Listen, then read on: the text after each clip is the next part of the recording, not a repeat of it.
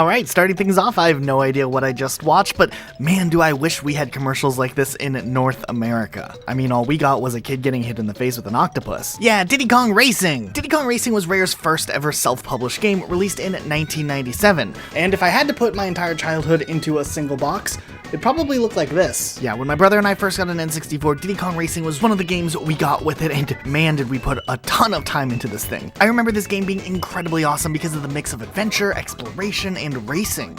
Tie that together with a great soundtrack and a creepy blue elephant looking thing, this game easily was the staple of my childhood. I haven't really played this game in maybe 17 years, it feels so weird to say, and as it turns out, this game was originally going to be drastically different than what we ended up actually seeing. When Rare started to shift their attention towards the Nintendo 64 era of games, there was originally a small group of around 4 devs who were testing out different ideas that could maybe turn into something much bigger. First, they came up with an idea that would have cavemen and time travel and would be some sort of real-time strategy game. Then they came up with another idea where it was a racing type game with a hub world connecting different theme parks together called Wild Cartoon Kingdom, which probably would have ended in a lawsuit. But ultimately, Rare really liked the idea of having the multiple theme park type vibes going on, so they went ahead and expanded the team, and they actually reworked the game into being somewhat of a sequel to the Pro-Am series, which Rare had made in the past.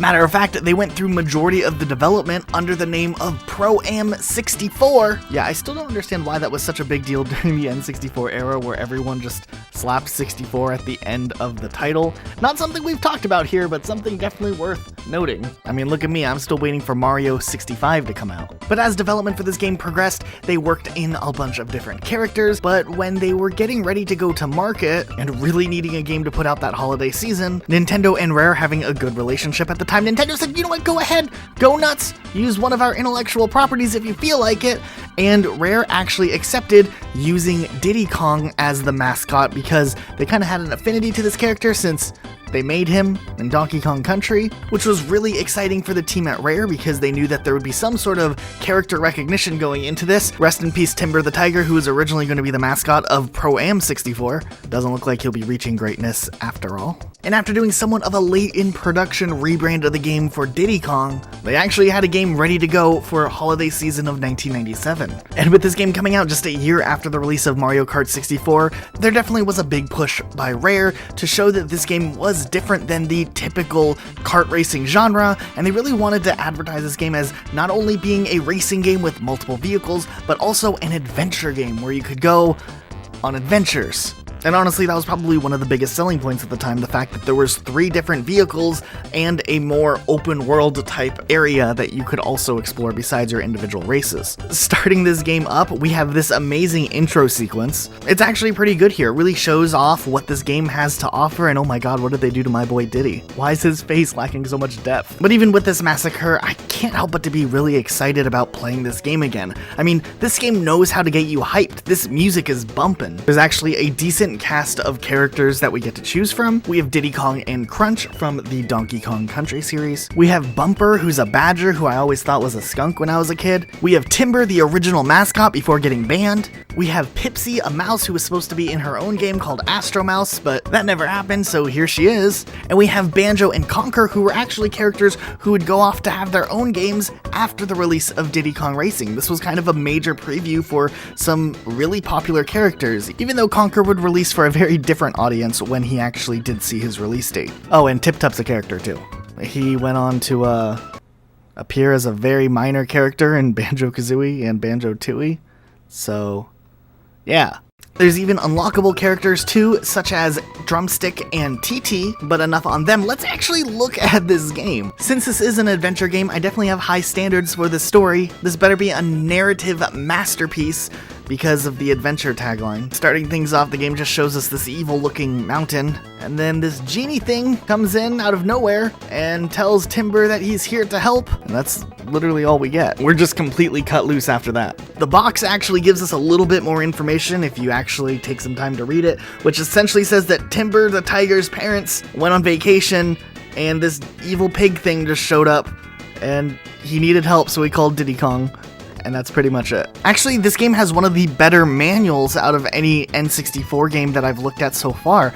The manual is actually really cool, showing the different characters and really cool art, but it actually has a short story that kind of gives a little bit of backstory to what happens before you play the game. Now, it would have been cool to see this kind of play out in some cutscene or whatnot, but at least there's like a little mini chapter book that spans 2 pages in the manual as well. I really miss the days when manuals showed more than just like an advertisement for another game or like a DLC code or something like that. We get to drive around this big, large open world, which essentially serves as the hub world for this game, similar to what you would see from Mario's castle in Mario 64. And honestly, the nostalgia is so real right now. It kind of feels like driving past an old school you used to go to. Look at that! I remember that lighthouse and driving around that lighthouse when I was younger. That was a good lighthouse. Throughout this hub world, there's 5 main worlds that you can go and explore and do races on, and essentially we need to collect golden balloons to open the doors to each world, and then from there, each world has 4 tracks, plus a few little extra things. The first world we go into is called Dino Domain,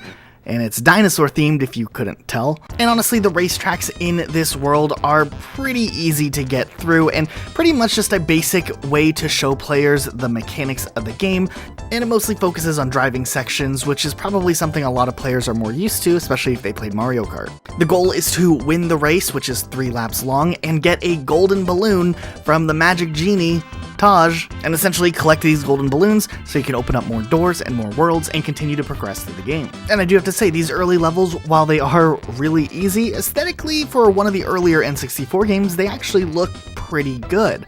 Power-ups are still a thing in this game, and while they're not random like in Mario Kart, they are really useful because you can pick out which power-up you want as you go in the form of different colored balloons. And actually, I think I kind of like this system over the randomness found in Mario Kart. Sure, it doesn't benefit you nearly as much if you're far behind in the race, but as this game obviously has an emphasis more on single-player adventure mode, it's nice to be able to strategize how you are driving rather than kind of having a more party system that benefits all players. And it's also cool that you can upgrade each power-up by collecting multiple of the same color balloons while dodging the color balloons you don't want to power up. After you've completed all of the tracks in a world, then you go on to the boss race. And first race, we have to drive against this Triceratops, and man is this thing fast. Fortunately, if you just really focus on driving fast and collecting power-ups, you can beat the bosses, but it's a nice added challenge to mix things up. After you clear a world, every once in a while, Taj the elephant will come up to you and want to race you.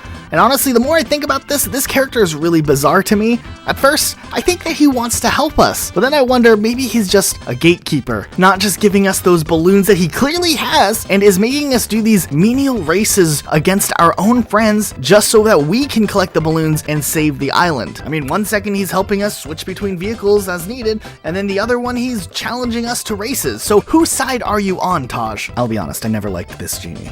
Next, we're going on to the snow level, and honestly, this music is still bopping here. Of course, this world is more challenging than before as the tracks are much more difficult and more intricate, but this world should also underline the fact that, aesthetically speaking, this game really does a great job at building varied atmospheres, and it's something I really appreciate, especially if they are kind of stemming this off of the theme park idea they had early in development. It kind of shows here as each world really has its own unique feeling to it. This one, we get to race a walrus on a hovercraft. No one likes driving the hovercraft. There's also a tropical world, which is really nice. Unfortunately, has an emphasis on more hovercraft races, but I was able to persevere. The boss fight on this one is a weird octopus thing that is just awful. And then after that, we hit this medieval world, and honestly, the game really hits its stride here with challenge, having definitely some of the most difficult levels that we had seen so far. Fortunately for myself, I learned a trick where if you tap A, you definitely go a lot faster than if you just hold down the A button. Your hand will cramp, but hey, at least it works. Then we have a really epic flying race against a dragon, and bada bing, bada boom, you have to play through the whole game again. But yeah, so one of the features or perks to this game is the replayability, and normally I would really complain about having to just do the whole game a second time through, but honestly, they really structured this game in a way where replayability not only is fun because of how varied each level is, but the way they incrementally make the easier levels harder by doing this type of backtracking through the game with some extra level of challenge is actually kind of cool here. The second time around, and while you can can do it out of order if you want to. You have to go through each world collecting silver coins this time, then you have to race the boss again, getting a piece of an amulet, and then that amulet will open up access to a new boss race. This time the boss race is against the big bad wizpig, and finally, after all of that and playing through the whole game an extra time pretty much, we get this awesome cutscene.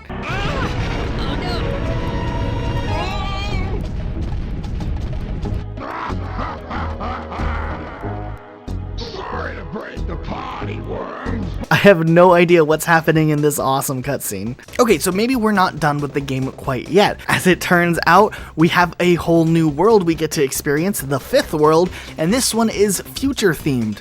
And honestly, this world's really aesthetically cool. It's so drastically different from anything we had seen from the earlier levels, and if you think back to the production, it's likely that these worlds were picked out of that original time-traveling caveman type game that they originally thought up way back in the day. We have an old dinosaur level to this future ending area, and it's really cool. Except this track. I don't like this track. Finally, after all of that, we get to have one big and final race against wizpig, defeating him once and for all, and the game rewards us, and we get even more cursed cutscenes. Seriously, this is really bad.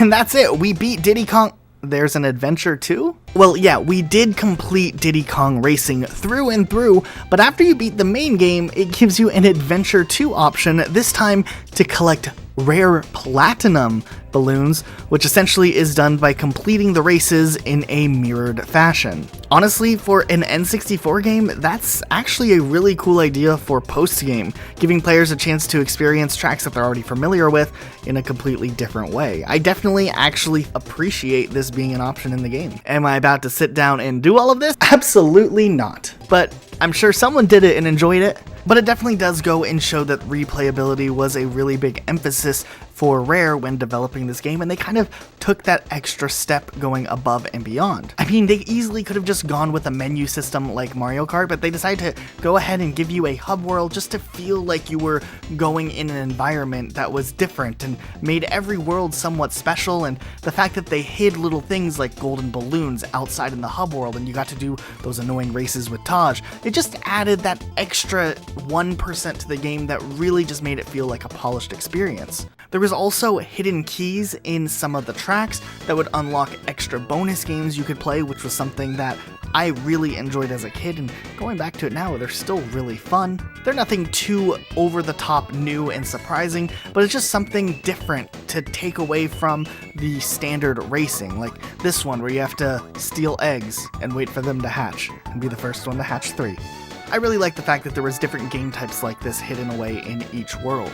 And honestly, this game was still really fun for multiplayer, even though it definitely was more focused on the single player experience.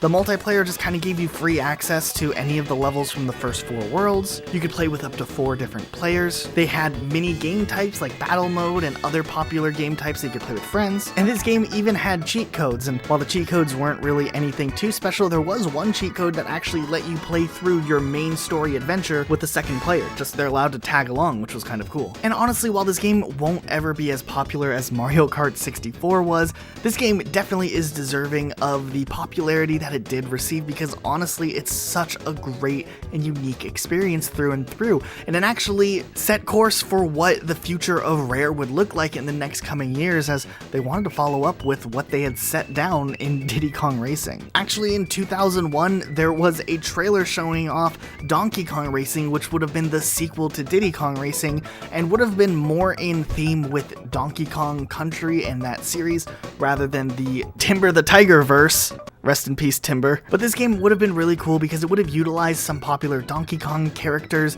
like Tiny Kong and Lanky Kong, and add even more ways to race, like riding on animal friends while also having the kart races. And while it's unknown whether or not we would have seen a lot of characters from the Diddy Kong Racing game, Taj the Genie would have come back, so that's great. But because of the Microsoft buyout of Rare, all of the intellectual properties were kind of transferred over to Rare, and since Donkey Kong was a Nintendo property, Rare lost the rights to all of the characters, and this game was heavily reworked into a completely different game that would have been called Saberman Stampede, set for an Xbox 360 release. However, this also ended up getting cancelled, so oh well to that. There was another game also in development called Diddy Kong Pilot, which was set to release on the Game Boy Advance. However, with this same just bad politics between Nintendo and Rare after the buyout, Rare under Microsoft decided to rework the game that was pretty much close to finished to Banjo Pilot and only had Banjo-Kazooie characters in there instead. Still no Tip Top though. He was irrelevant. Despite the failures that came out of the Diddy Kong Racing IP after the game released, it's clear to see that a lot of the elements that were introduced in Diddy Kong Racing were later used in other games, whether by Rare or other Nintendo games.